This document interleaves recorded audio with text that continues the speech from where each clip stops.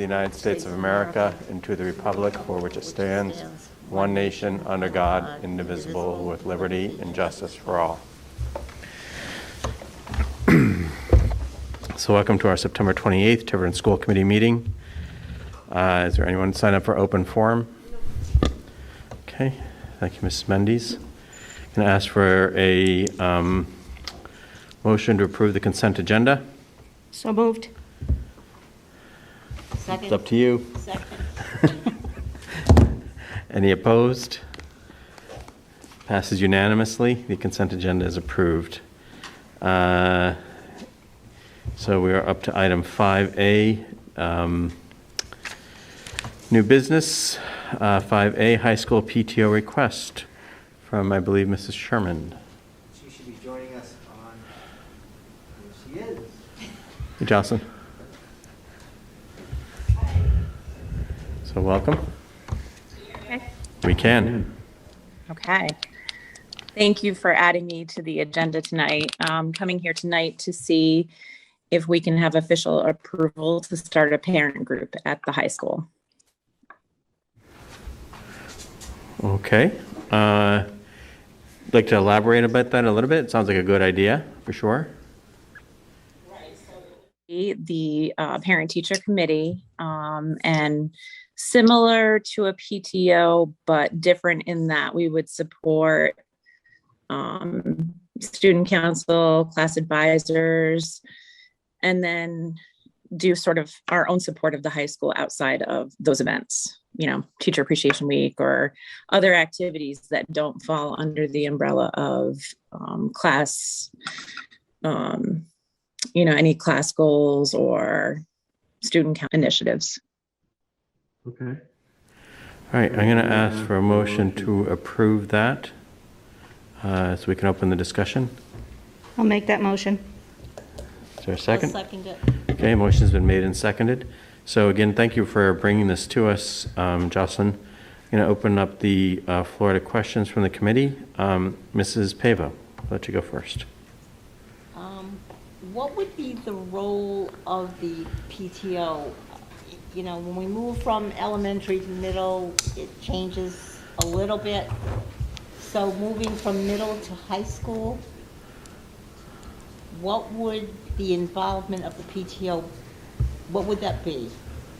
Would they help schedule fundraisers? Would they plan events?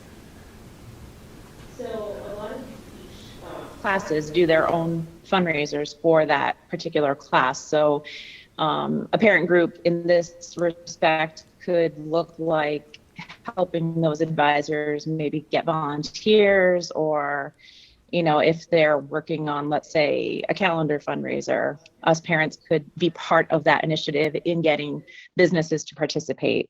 So it's more supportive in the respect of helping initiatives that perhaps are already in the works by those groups, versus us always taking the lead and coming up with events. Like I know some of the classes host their own dances. So for us, it might be that we're helping them in terms of getting chaperones or helping with getting food donations for concessions at the dance. So it's different in that when you're a PTO president at the elementary or middle schools, you're taking the lead and creating all these events. At the high school, there are already so many people having their own fundraisers and having events. We would be there to support getting parent involvement and chaperones and, you know, business to support, things like that. Okay, thank you. Mrs. Farnworth? Hi, Jocelyn. How many parents have you gotten interested in this?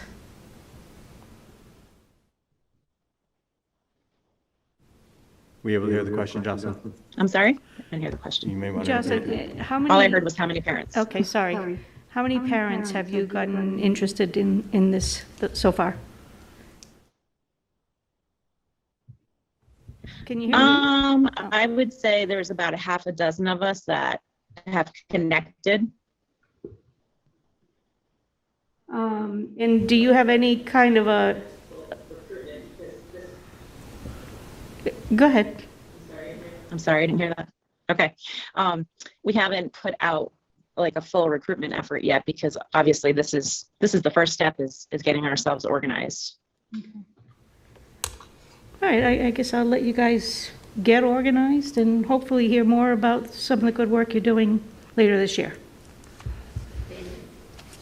Okay. Yeah, Justin, I don't really have any questions. Just I applaud you for taking this on. We have Tempo and we have the boosters and we have each of the classes organizations, but I always did wonder why we didn't have a kind of comprehensive school-wide parent-teacher organization. And I guess my only request is that you not make my wife president. So she has a... That somehow doesn't surprise me. Any questions for any of our from any of our administrators? Or I don't know if Mrs. Craven, you want to make any comments? I do. I just want to thank Jocelyn for stepping forward. She certainly has been my right arm at the middle school and through the middle school, my middle school career. So I'm very appreciative that she's willing to come into the high school and help the advisors. We met with some advisors and they're very excited that they have some parent assistance as well. So thank you, Jocelyn. You're welcome. Okay. Any other comments or questions from our administrators on tonight? Or from the public, Mr. Cannavale? There are no questions from the public, Dr. Larkin. Okay, so I'm going to ask for a vote. As there's only 3 of us making a quorum, all votes need to be unanimous. Any vote that fails, I will bring to the next committee meeting. So I'll ask for a roll call vote. Mrs. Barnworth? Yes. Mrs. Pavo? Yes. And I vote yes, so the motion passes. Again, thank you very much, Jocelyn. Okay, we're up to 5B, core update. Ms. Crist, welcome. Technically, yes. So you need to be masked while you're in the meeting. You are able to dispense with the mask when you're at the podium in order to facilitate communication.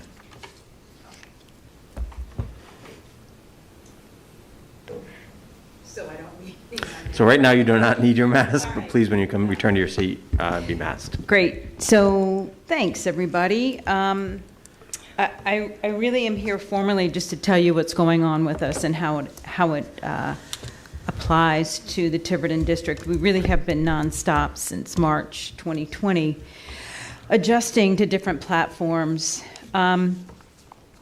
So I first of all need to thank our board of directors and specifically our program coordinator, Darlene Gormley, who, and as we all know, with this pandemic, you plan one thing and then you have to do 5 different steps to make something happen. In an arts integrated way or in an arts enrichment, it means you do 20 different steps. So we have really been moving along, and it's a beautiful thing. We are the recipient of 2 really fabulous grants. The Impact Grant from the United Way of Greater Fall River was awarded to us in July, and we started that grant with a bridge program at the middle school this summer with incoming 5th graders who had a day a week of social emotional learning, and it was really, really successful. That grant will take us through June 1st for Tiverton students. That grant will stay here in our district, and I'll go over a couple of ways that we'll be implementing that.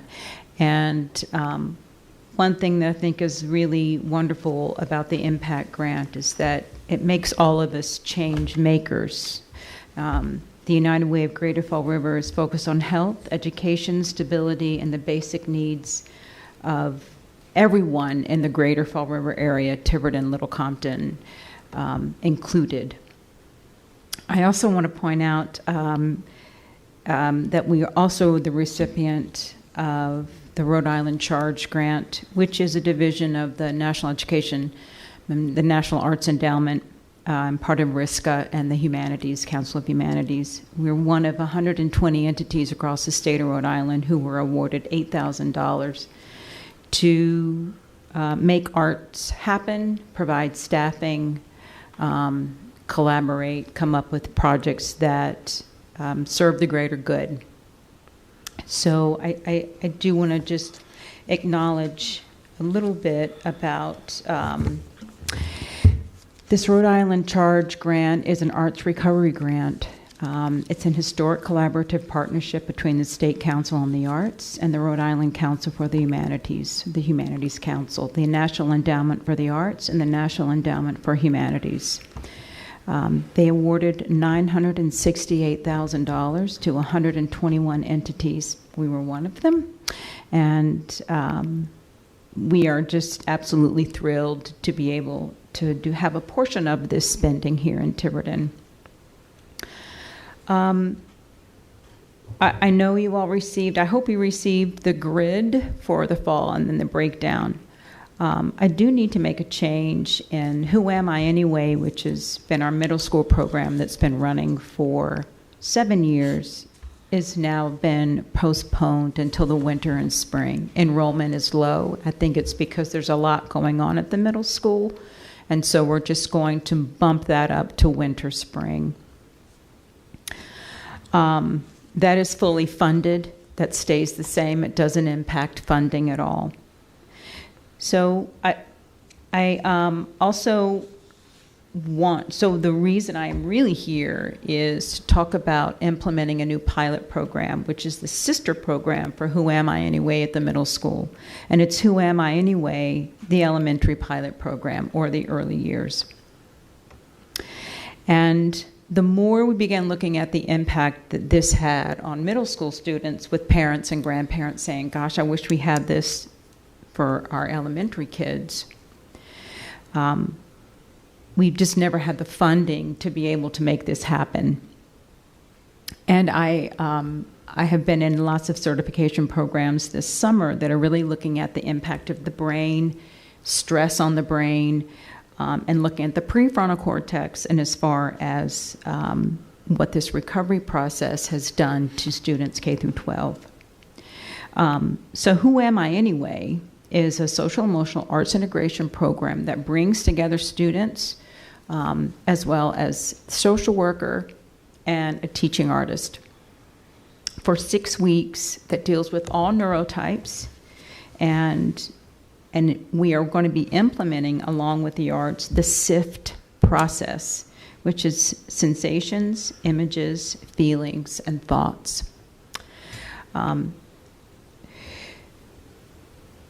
We really feel like what has happened, and we could get really clinical and talk about the vagus nerve and the prefrontal cortex and how kids, with the impact of stress, have sort of fallen into a rigidity, with chaos being the lead on a lot of decision making.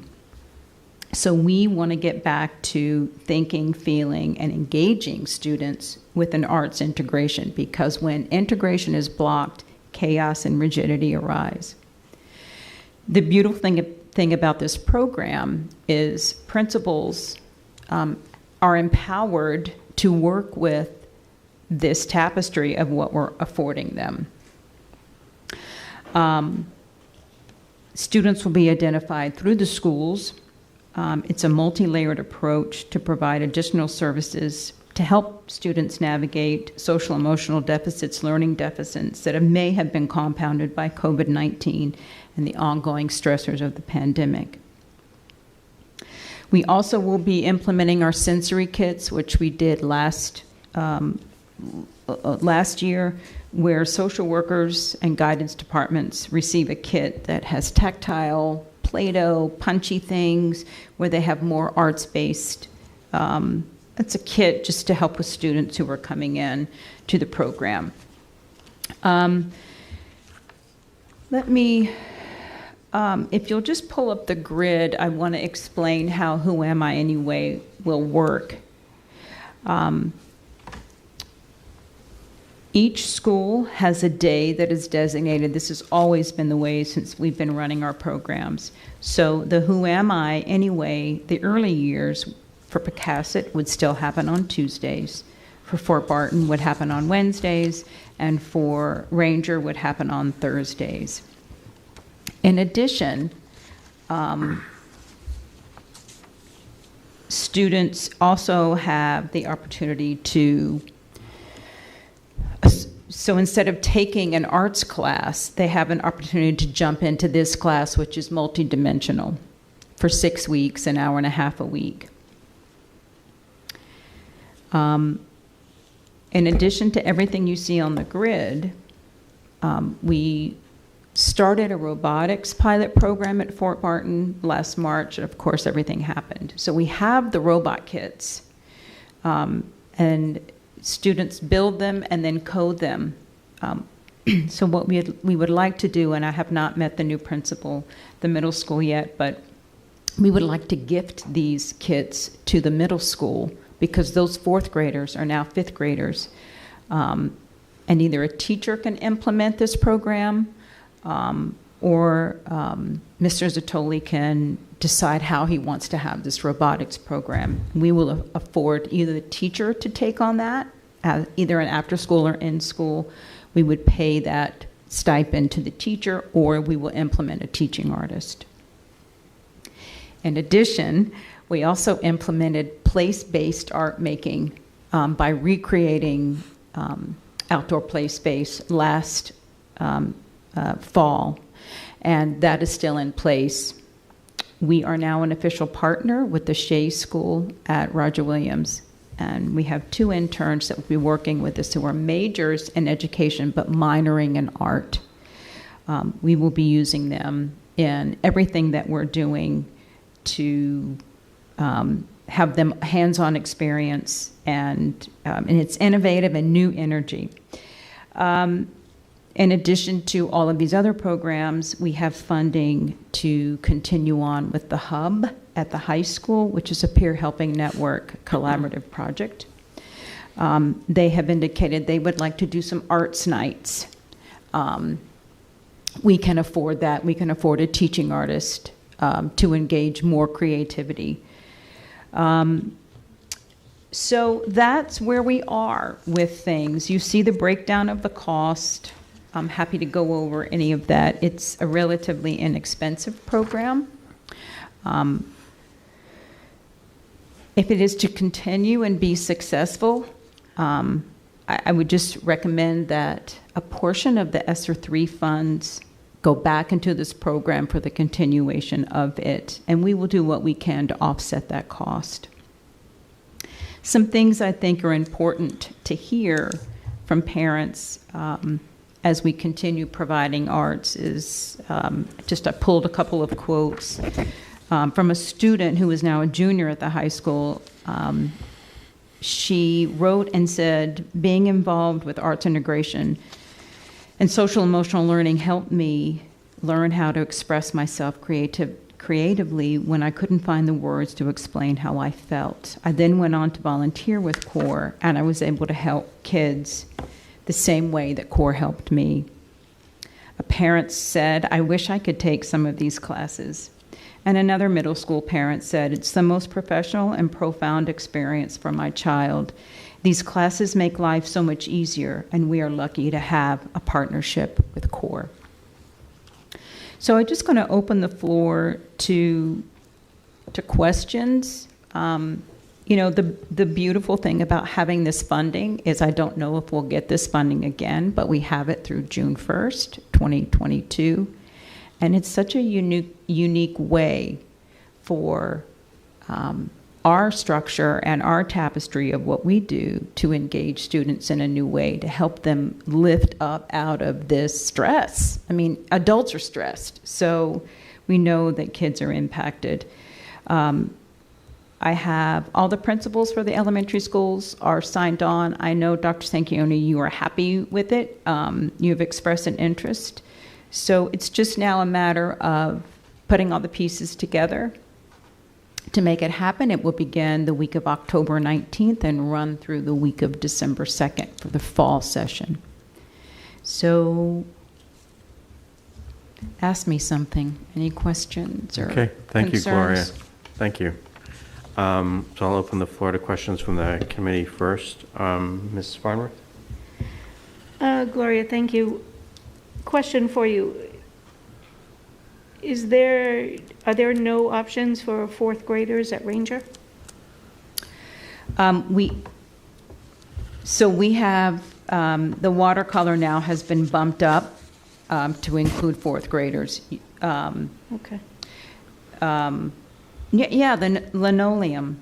No, that's it. I'm sorry, Ranger. No, so now the painting watercolor is including fourth graders. We're, just like all other entities, staffing is a little bit of an issue, so we are going with teaching artists who, we are recommending to follow the guidelines of Rhode Island Department of Health.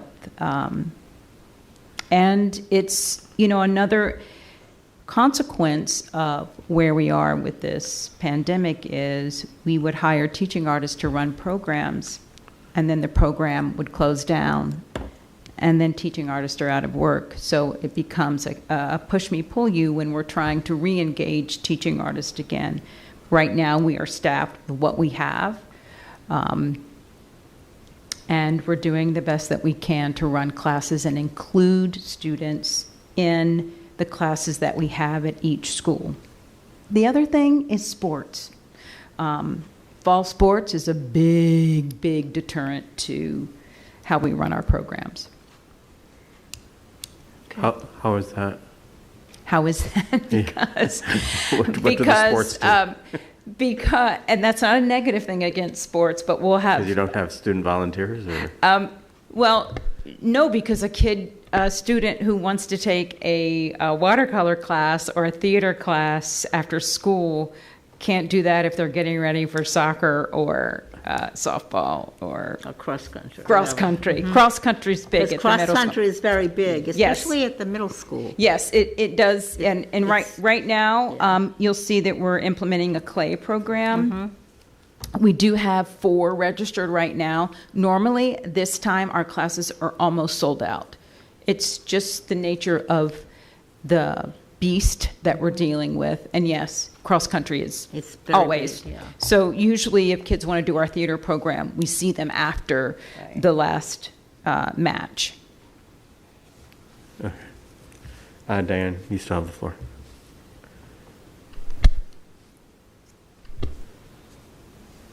On the elementary side, though, I would assume that it's not as impactful, right? I'm just wondering if it would make sense to start your middle school programs a little later in the year, because cross-country's always a fall draw. It is, and then we run into the issue of parents not being happy that we're not offering anything at the middle school.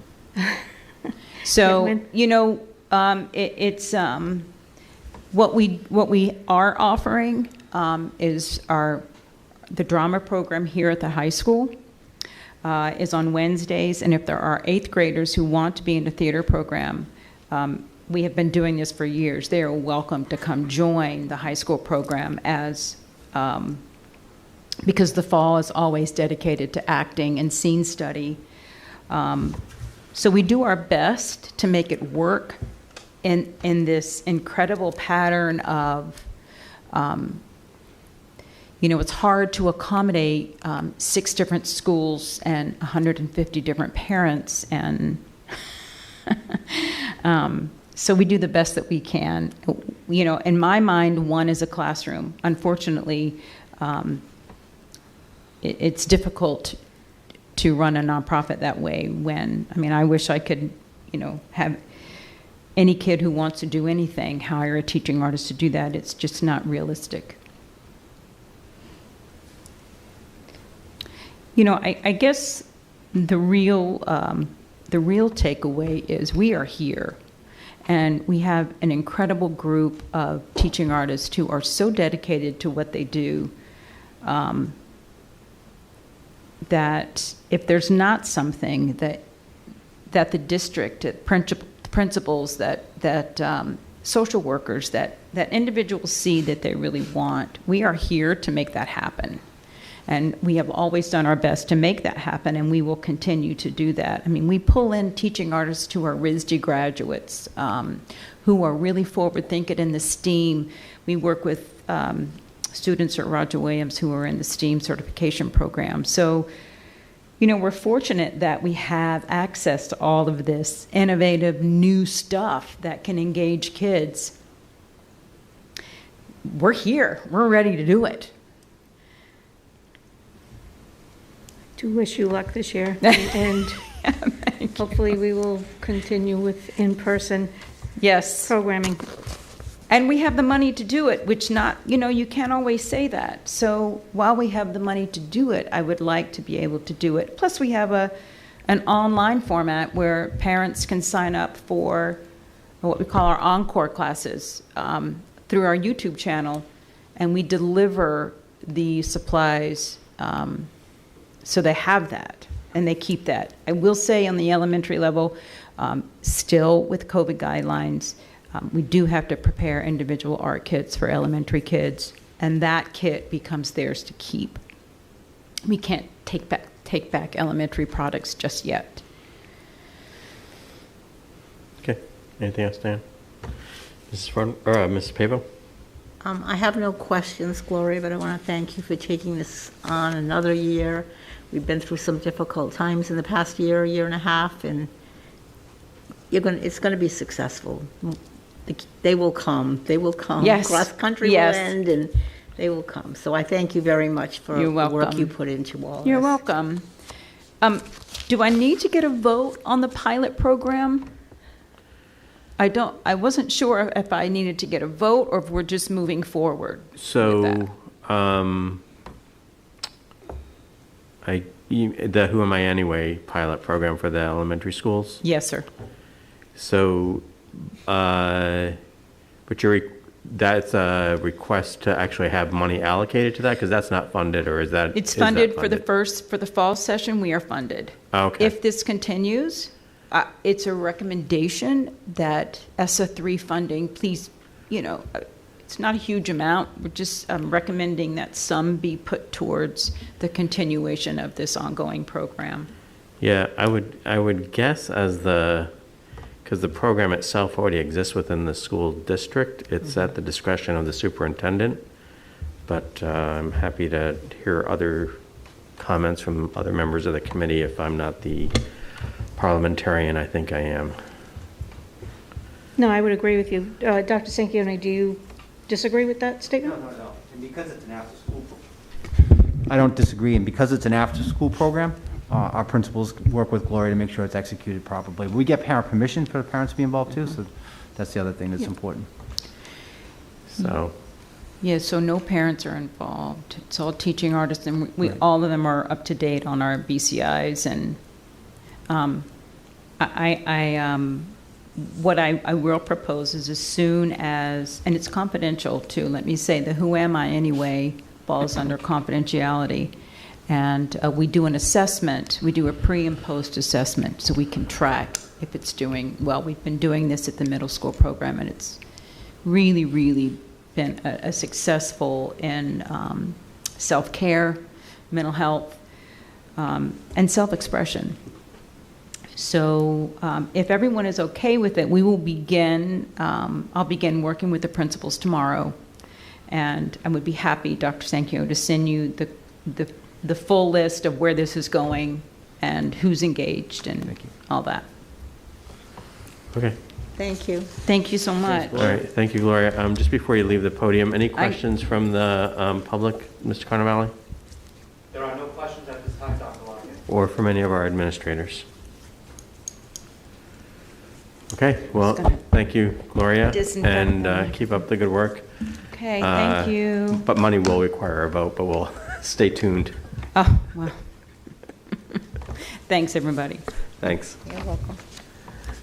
All right, so we are up to item 5C, COVID protocols from our school nurses. Dr. Sanchioni, you want Thank to you, introduce them? Mr. Chairman, and we're fortunate to see that I can look up on YouTube. I think we almost have every one of our school nurses joining us, and it's a great opportunity to provide them a public commendation for all the great work they've been doing since this whole pandemic started, but certainly it started this year, and the added pressures that come with that job. As you know, it's one symptom now, and the nurses have to track that, and we're doing symptomatic testing and asymptomatic testing, and a lot of other additional work, and they've all been managing it with great aplomb, with great dignity, with great integrity. They're doing an amazing job, and one of the main reasons why this district is super successful in mitigating COVID. So it's a pleasure to have them tonight and have them go through some of the factors this year that are going into us mitigating COVID, educating the community about the things that they're doing and things that parents should be aware of. So I'm not sure who starts it, if it's Renee or I'll turn it to you. I'm not sure who's batting lead off.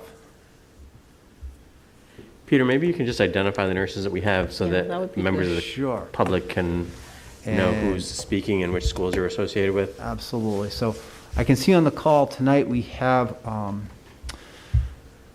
See Mrs. Beaumonte, Mrs. Rocha, Renee LeBrew, who's our COVID coordinator. Laura Rocha, who's the nurse over at Ranger.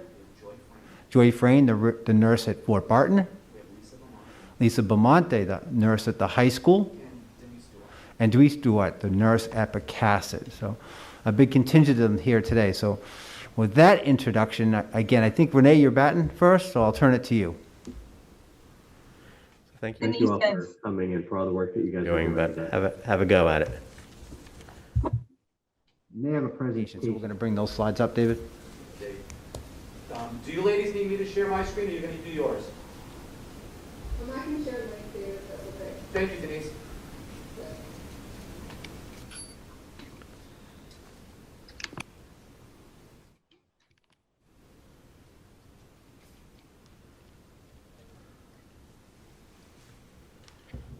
So, hi everybody, my name is Denise Stewart. I am the school nurse at Passcode. Thank you for that introduction and for the thanks, Dr. Sanchioni, that made a big difference. To Dr. Larson, the school committee members, esteemed administrators, and members of the school community. So we just wanted to put a quick presentation together to just kind of go over some of the health and safety rules and regulations that we're dealing with from the Rhode Island Department of Health. We want you to understand that we're dealing with an ever-changing landscape of COVID, RIDO rules and regulations, and we appreciate that you bear with us during this tricky time. So one of the big changes this year from last year is the Rhode Island Department of Health is asking that any student or staff member who has even one symptom of COVID, they need to have a PCR test. So the symptoms are listed here, and I won't go over them, but they're all very, they're the same as last year basically, but every single one is the same thing as last year, with the difference being for any symptom, you need a PCR test. So if you have a cough, a runny nose, a sore throat, a headache, nausea, vomit, and any of those things, please do not send your student to school with any of those things. If you're checking off the attestation form in the morning with any of those things, please do not send your student to school. We will send them home and they will need to be PCR tested. So that is a big difference from last year. We are doing PCR testing within the schools. We ask that you preemptively fill out a consent form that can be found on the Tiverton school websites. You can also, if that's not conducive to your life, you can go to your students' primary care, the Rhode Island Department of Health K through 12 testing sites. There's a few in the area. You can also go to Walgreens or CVS. This is a screenshot of the Rhode Island Department of Education and the RIDO. Same thing that we just went over. So any symptom like that, you need to be PCR tested before you can return to school. And that does require the same thing for students and for staff. I will turn this over to Renee, who's our COVID coordinator, and she will talk more about school-based COVID-19 testing for both symptomatic and asymptomatic students. Renee? Hi, I'm Renee. My second year here in Tiverton School District. I am a district nurse and also COVID coordinator, assisting with all of our COVID response and management. One of my major roles has to do with testing. So as far as school-based testing is concerned, at the moment, we're doing asymptomatic testing. This is being held weekly for all THS and TMS athletes, regardless of vaccination status. One major difference with the asymptomatic testing this year versus last year is that we are now doing PCR tests for all asymptomatic antigen tests or rapid Binax tests are no longer recommended for asymptomatic individuals. So these PCR tests are sent out to the lab, and they are resulting within 24 to 48 hours. With all of our asymptomatic based testing, we are only alerting individuals who result as positive. So we're kind of sticking with the no news is good news. And then as far as the general school population of consented individuals who would like to participate in asymptomatic testing, we are going to get that started hopefully next week or the following week. And what did I miss here? I think that's everything for asymptomatic. And then as far as symptomatic is concerned, so we have been able to bring in a program of symptomatic testing in the school district this year, which has been very helpful because we are getting these results back much faster than a lot of the general public testing sites. So how this is working is obviously we are stressing to please don't send your children to school with any one symptom. Of course, things happen and during the day symptoms may develop. So students can be tested in school. We are doing a Binax test, which is the rapid test. Our guidance right now is if the rapid test results as positive, that is considered a case and no further testing is needed. If the rapid test is negative, student still has to go home and, well, first we'll do a PCR test. Student goes home and then they can come back when symptoms have improved, as long as that PCR test is negative. Important points here. One of the most helpful things for us is if parents get consents filled out ahead of time. We can absolutely not test any child without the consent of their parent. So if you can fill out consent form for symptomatic and asymptomatic, that's super helpful for us, and it just makes the process a whole lot quicker when testing needs to be done. I think that's everything on testing. Close contacts. So a close contact is someone who was within 6 feet of the infected person for at least 15 minutes during a 24-hour period. Thanks, Denise. So a K through 12 student exposed to another K through 12 student infected with COVID-19 does not need to quarantine if all of the following apply. Both the infected person and the exposed close contact are K through 12 students. The exposure occurred in an indoor K through 12 classroom. Sorry, give me 1 sec here. I just need to move this so I can see. Both the exposed close contact student and the infected student wore face masks at all times during the close contact exposure. And there were at least 3 feet of physical distance, so 3 feet or more, was maintained at all times during the exposure. This exception does not apply to teachers, staff, or other adults in the indoor classroom setting. As Denise said before, we're following the DOH, the RIDOH guidelines on this, so you do not need to quarantine if. Oh, sorry, you do need to quarantine if you are not fully vaccinated or you are not vaccinated or not fully vaccinated. Fully vaccinated means 2 weeks post your vaccine or second vaccine if it's a 2-dose series. And if you are experiencing symptoms. You do not need to quarantine if you are fully vaccinated, you are symptom-free, or if you have been diagnosed with COVID-19 in the past 90 days. All close contacts who have not tested positive for COVID-19 in the past 90 days should get tested regardless of vaccination status. Fully vaccinated close contacts are recommended to get tested 3 to 5 days after exposure, and no quarantine is needed, as we said before, with the fully vaccinated. And any close contact who is not fully vaccinated should get tested right away and again in 5 to 7 days after the exposure.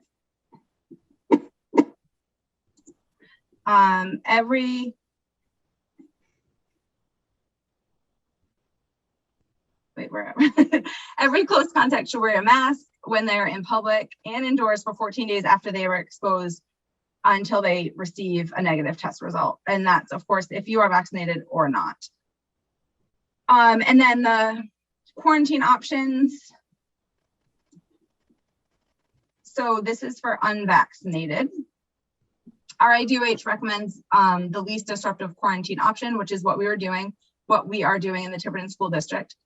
7 days from the last day in contact with the infected individual. The close contact can get a negative PCR test on day 5 or later. Return to school on day 7 and continue to watch for symptoms through day 14. These are just some reminders. Of course, it's important for everyone to understand, as everyone knows, with everything that has been happening with this pandemic for the past almost 2 years, things are changing at a rapid pace.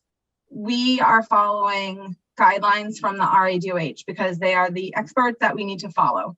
We are not making these rules. We are following them, and we are doing everything to keep students in school. So these are just some recommendations on how to stay protected, which I think everyone knows, but can just read over those. Here are our travel policies. So we have adopted travel policy, whereas our domestic travel is happening outside of New England. So you can travel in any New England states without having to do anything, except, of course, always be watching for symptoms. If you're fully vaccinated or have recovered from COVID-19 in the past 90 days, you do not need to get tested or quarantine after travel. If you are not vaccinated, get PCR tested 3 to 5 days after return and stay home for the full 7 days. And if you choose not to test and are not vaccinated, quarantine for a full 10 days. And international travel, in case you're going to Scotland. If you're fully vaccinated, return to work or school and get tested 3 to 5 days after travel. Stay home if you develop symptoms and get PCR tested. If you are not vaccinated, you need to quarantine for a full 7 days and get a PCR test 3 to 5 days after travel. Here's a list of our contact. Any questions, please feel free to ask us. As I said, we are reading the playbook daily, so it's a lot to follow, but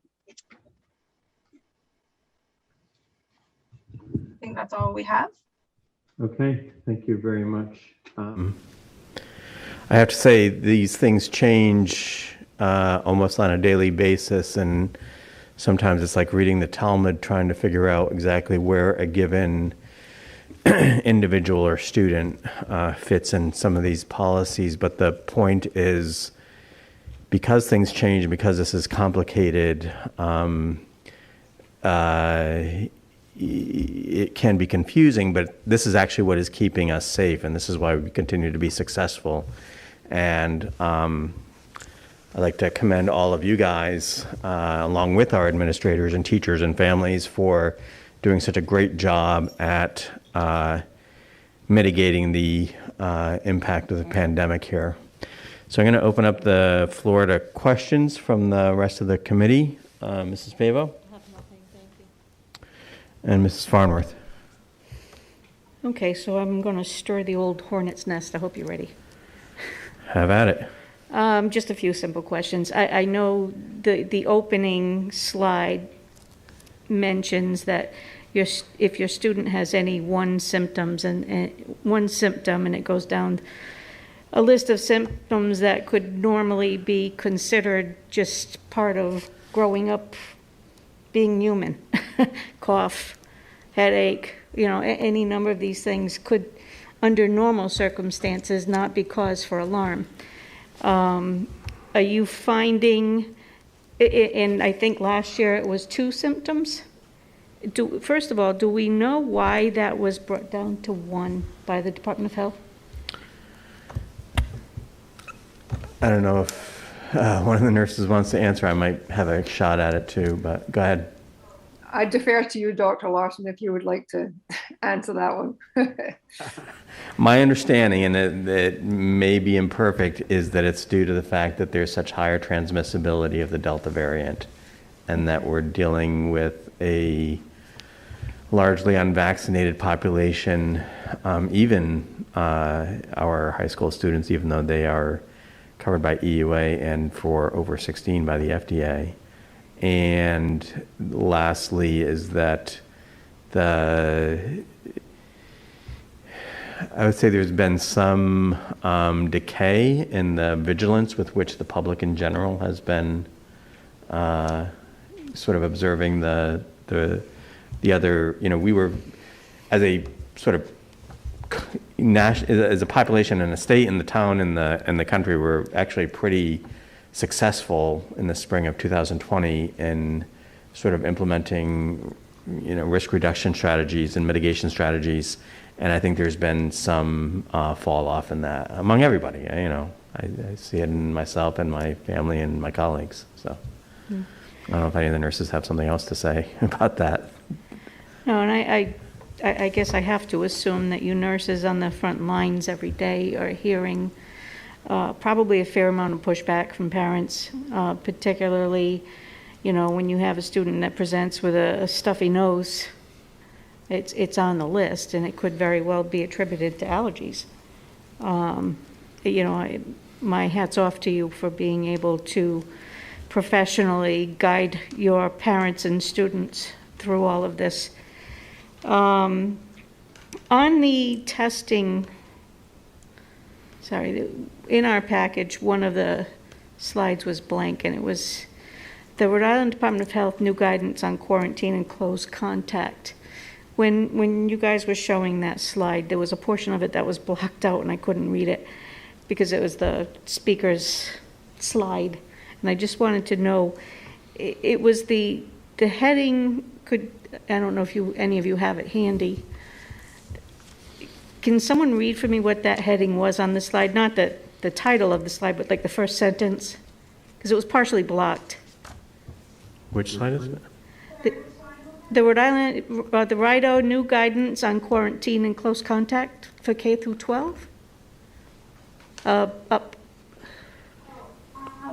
A K through 12 student exposed to another K through 12 student infected with COVID-19 does not need to quarantine if all of the following apply. Okay, does not be if all of the following apply. That was the part that was blocked off. And I was wondering what it was. Okay, thank you. And on the PCR testing, it mentions 24 to 48 hours. Is it the Department of Health that is making the phone call on the positive cases there, or is it the nurses? For the in-school testing that we're doing, it's the nurses. Okay. So would those calls be happening over the weekends as well, or these are just business days? The 24 to 48 hours is also from when it gets to the lab. And over the weekend, I think I'm going to let Dr. Sanchioni address that. Sure. So, Ms. Farnsworth, are you asking if we send the results to the lab on Friday? Are we working through the results through the I'm weekend? just trying to understand what the impact of a weekend would be on this 24 to 48 hour schedule. Right, so we would send the results on a Friday. Chances are the nurse COVID coordinator will probably receive the results on Sunday. She distributes those results then to the nurse at each building, and to that principal, they start working on it first thing Monday morning. Okay. Okay. I appreciate it. That's all I had. I thank you all for giving us a great presentation. Okay, and open up the floor to any questions from our principals or comments from our administrators? Comments or questions from either group? You all look good. And any questions or comments from the public, Mr. Carnevale? There are no questions from the public, Dr. Watkins. Okay. I guess I just have one question, I guess for all of you. How are we doing with immunization acceptance and, I guess, rates at each of our schools where the kids are eligible, I guess? So, you're talking, the upper grades in the middle school and the high schools. 50%. Okay. in any sense from the middle school? So, Dr. Lack, if I could interject, the middle school would only be grade 8 that would be eligible. Is it just grade? Okay, all right, yeah. Guess I have my ages off, okay. Okay. Well, I guess I'll just sort of make a comment. One is that these vaccines, I think, as everyone knows, are very safe and very effective. And I expect they'll probably be EUA cleared for down to age 5, probably within the next couple of weeks, and probably the FDA down to age 12, I think, as opposed to the EUA, which is 12 to 16 right now, probably within a couple of weeks as well. And so we should really do everything we can to encourage vaccination, because it's the single best way we have.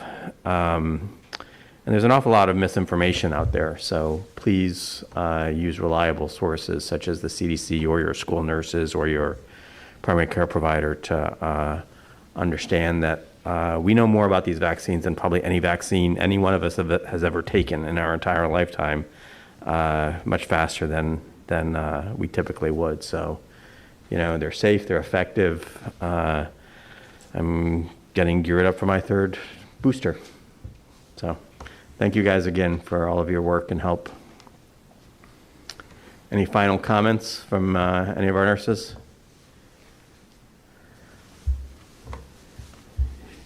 Wisely shaking your heads no.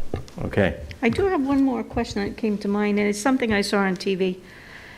I think it's in Massachusetts, that if a district can prove, I think it's 80%. Yeah. Vaccination status, they will be allowed, I think, by October 15th to make masking optional. Yeah, I don't know that they've formally gone through with that. That is a number I heard as well. Maybe they have. I'm not, since we don't live in Massachusetts, I haven't followed it as closely, but that's... Has there been any discussion in Rhode Island on any type of program like that?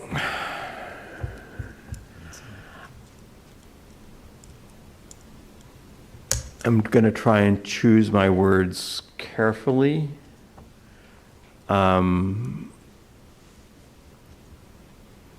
I didn't get the sense from a chair's meeting about 3 or 4 weeks ago with, the commissioner was absent. It was some of the deputy commissioners from RIDE, not the Department of Health, that there was much enthusiasm for even considering the issue.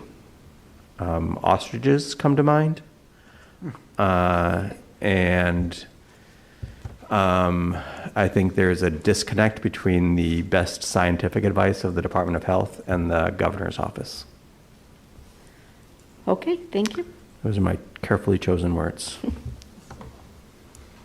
Okay, thank you again, guys. All right.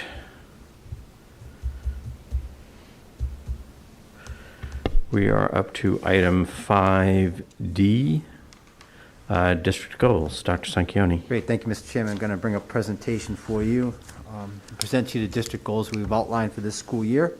And just to sort of backward map this for you, it's critical that the district goals are understood and accepted by the school committee, because if I go backwards here, in 4 weeks, you have all our administrators who are not principals presenting their goals to you. In 2 weeks, you have our principals coming to present their school improvement plans, and what you'll see is all this has to be aligned and connected. So the district goals come first, and I certainly work with our administrative team in creating these goals. We always come back and start with our mission statement. Our purpose is to educate all the students we serve to high levels through high-quality instruction and positive relationships. Those are 2 things we can control in every classroom. We try to impress that upon to our entire staff. High-quality instruction and positive relationships. And from that, then, we have the administrator vision statement, which is our staff will be well-trained and well-supported to do their job. And being well-trained means that you're able to deliver high-quality instruction, which is part of our mission statement. So at the bottom there, we just kind of outlined the things that we've been working with our staff over the last three and a half years. And you've seen these in previous goals: professional learning communities, a lot of writing across the curriculum, using technology to advance student learning, teaching strategies that raise student achievement, and project-based learning. And we'll talk a little bit more about these as we go through the goals. And so the important thing is, and sort of how I started today, is alignment. Alignment is critical for any district to be successful.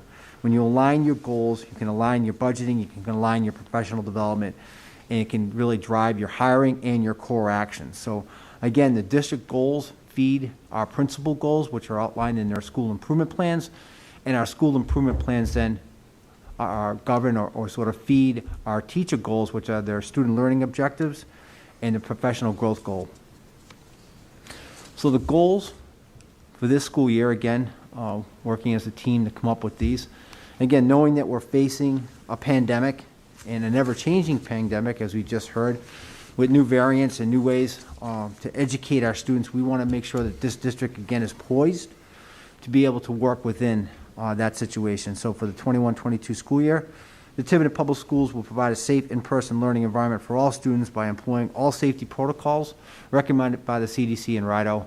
Our goal is to reduce the number of students quarantined from the previous year. So we looked at last year. We know last year we had a great success by being open for the entire year.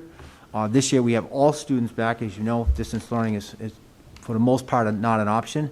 But we still want to keep those quarantine numbers down by doing everything that's been asked of us as far as safety protocols and COVID mitigation strategies.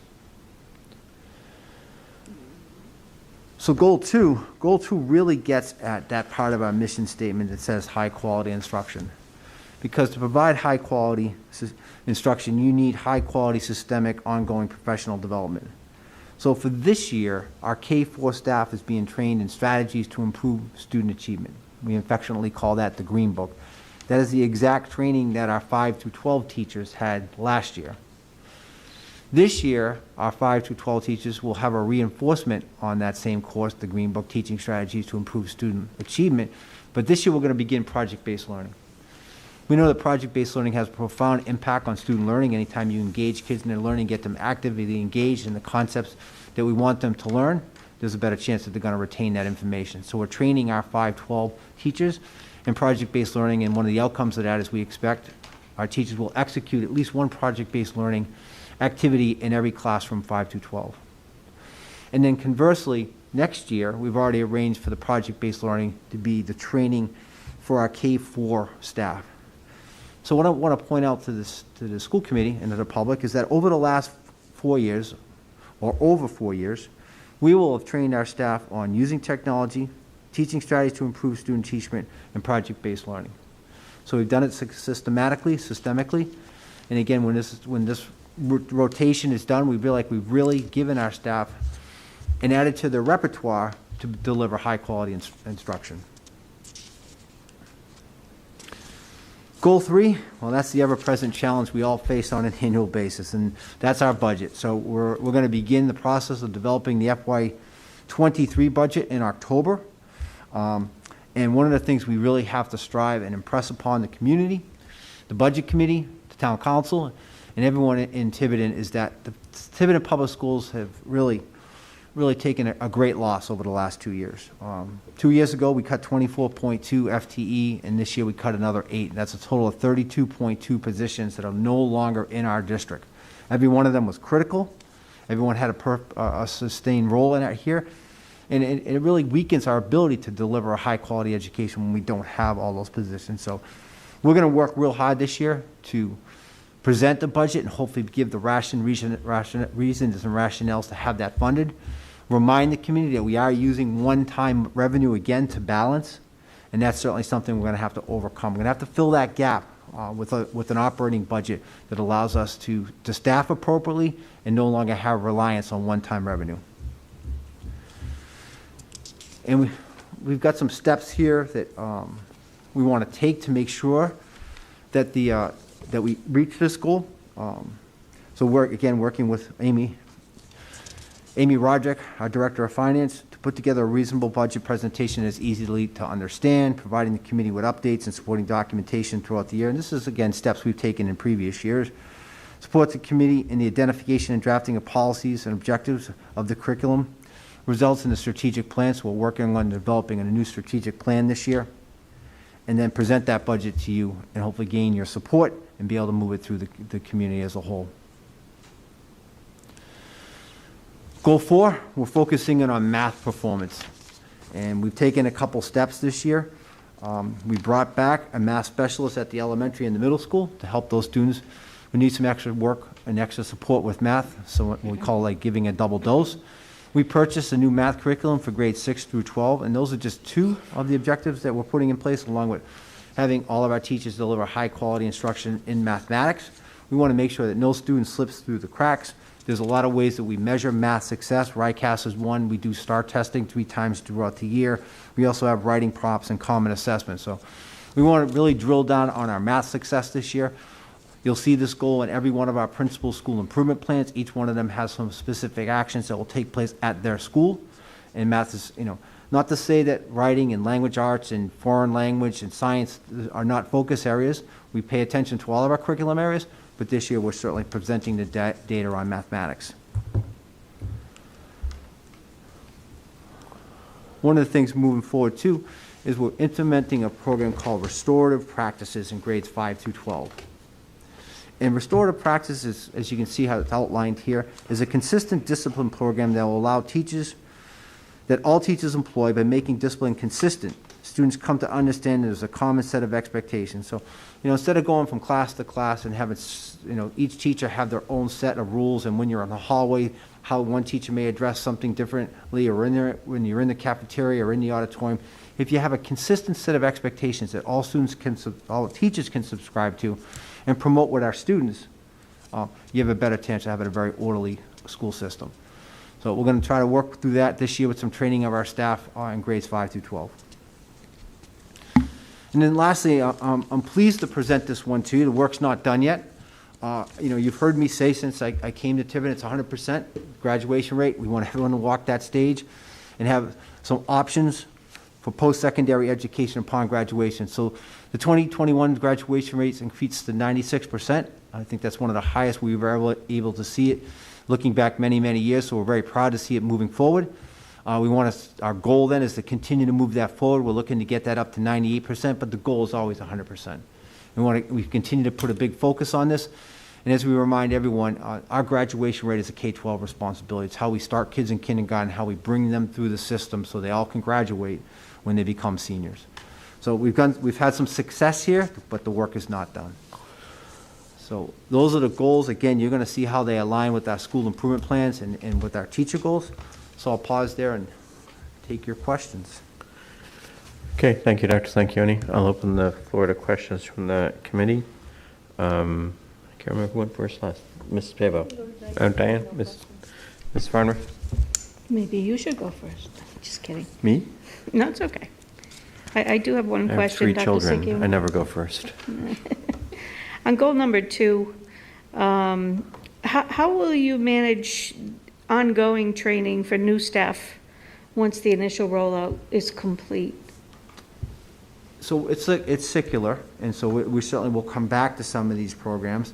As we brought new staff in this year, we were able to target them because we're offering the Improving Student Achievement course, the Green Book. We put all new teachers in that this year, and because we know next year that project-based learning will be at the elementary level, we'll put the teachers that were in the Green Book this year into that. So we know over the next 2 years, we can get all staff trained in at least those 2. Technology is ongoing, but I look to David Carnevale to visit our professional learning communities, our teacher teams, and provide that training to our staff that way. And we just continue to analyze on an annual basis what are we going to offer to make sure all our staff have the skills necessary to deliver high-quality instruction.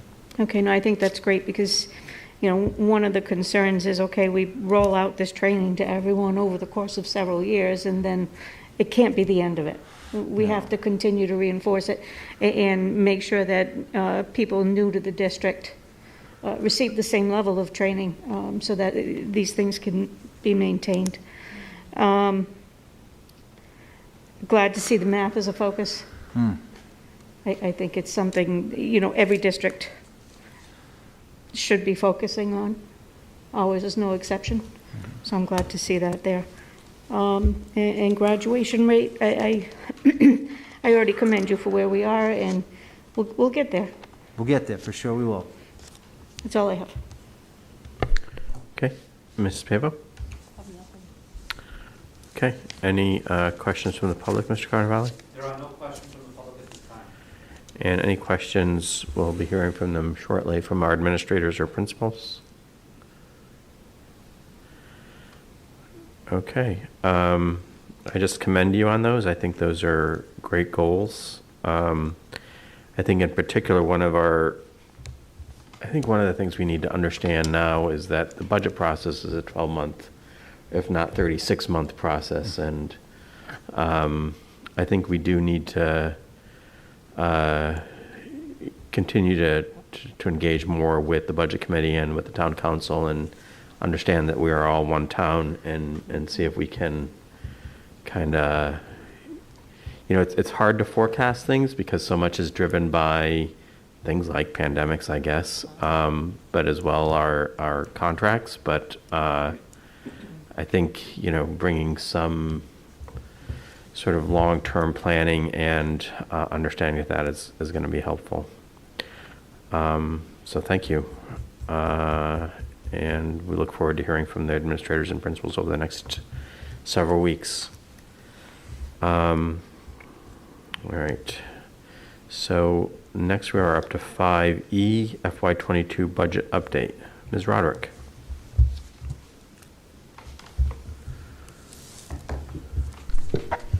Thank you, Dr. Larkin. Jeez, that's kind of loud. At Mrs. Farnworth's request for this particular meeting, I prepared a budget to actual. When we had originally spoke about this, I had mentioned that it would be through the end of August because we haven't quite finished September, but consistent with the practice that I had started last year was I created this report as of the date. I ran the numbers as of the date that I created this report, so it's a little more current by a few weeks as opposed to looking at something that's almost a month old. There's nothing, at least in my mind, of note that that I need to bring your attention to, but is that not working? Bear with me one second. This is not working.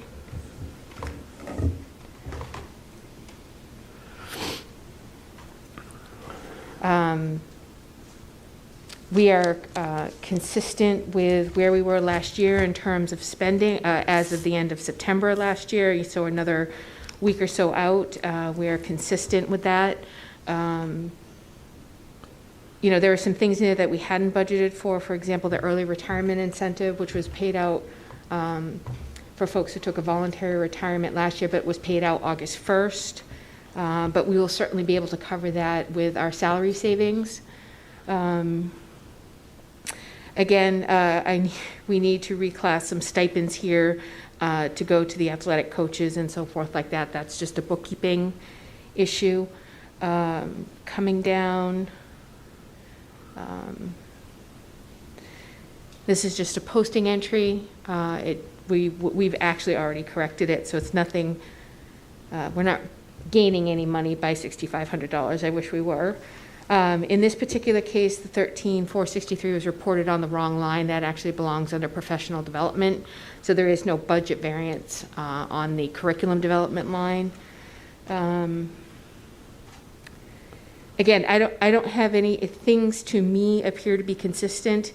The one thing that I did want to point out is that only this past week has ESSER 2 been approved.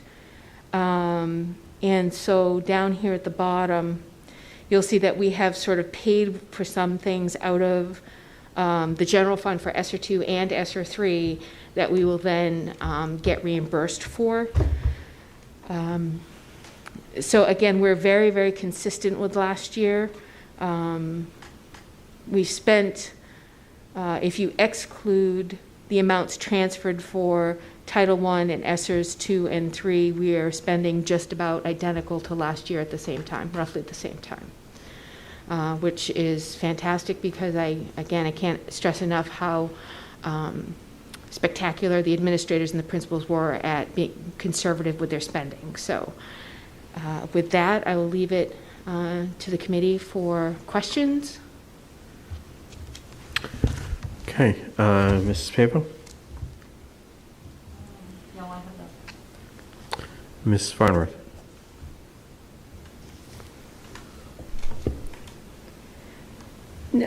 Thank you, Amy. One of the good things about bringing this and having it reviewed, discussed at the school committee is really for all of us to clearly understand where we are, where we're going. It also gives you the opportunity to call out any concerns that you do see, and you did mention that there aren't any at this time, but if any were to come up, this would be the place.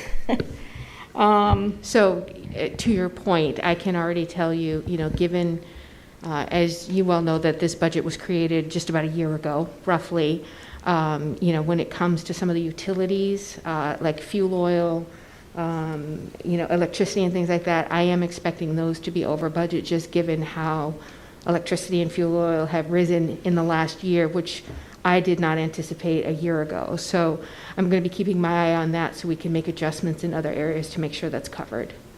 Do you anticipate any other inflation-related issues besides energy? Rubbish removal, the fuel surcharges, anything that involves any sort of vehicle. They're implementing delivery charges, fuel charges, and your choices are to either use another vendor who's doing the same thing or go with that vendor, price difference not being that much. Mm-hmm. So again, there are also some issues with getting supplies, supply and demand. Some of the custodial supplies will be higher, that sort of thing. Higher than we had originally anticipated, not expecting the inflationary effect that's happened over the last year or so. Do you see any of this causing enough concern that we should be worried about the bottom line at the end of the year? At this very moment, not a quarter into the year, not right now. Okay. Next month, I might have a different opinion, but I've been watching everything very closely, and as of this very minute, I don't have any concerns other than what I mentioned to you.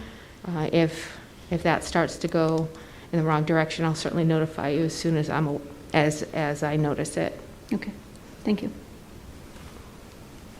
I will say that I would prefer a month-end versus month-end view.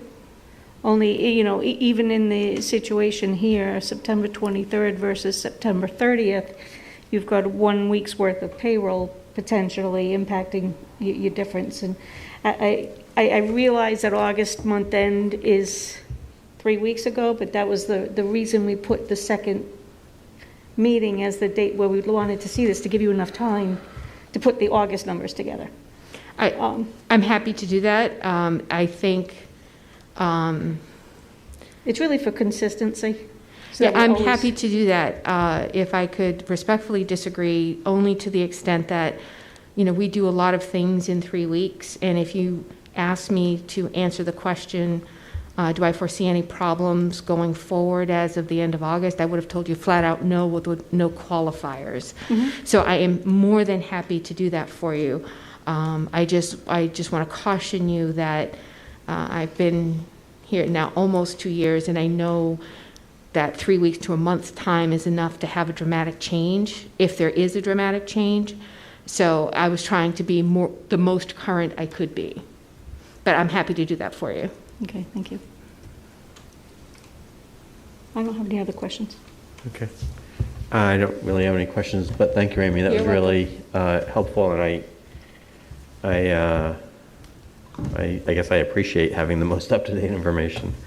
All right. Any questions from the public, Mr. Carnevale? There are no questions from the public at this time, Dr. Okay, or from our administrators?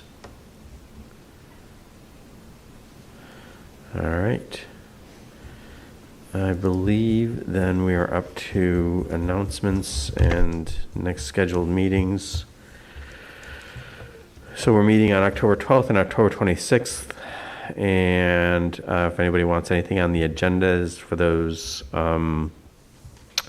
two meetings, I think one of them is going to be security and, yes, we were thinking about 26th. that.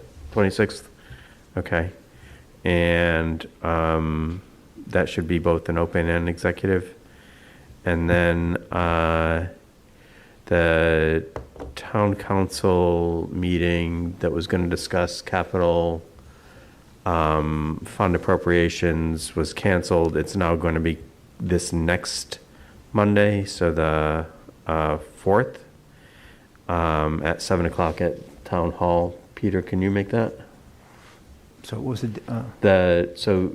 The capital, the discussion of the capital allocations on the part of the town council is going to be this coming Monday at 7.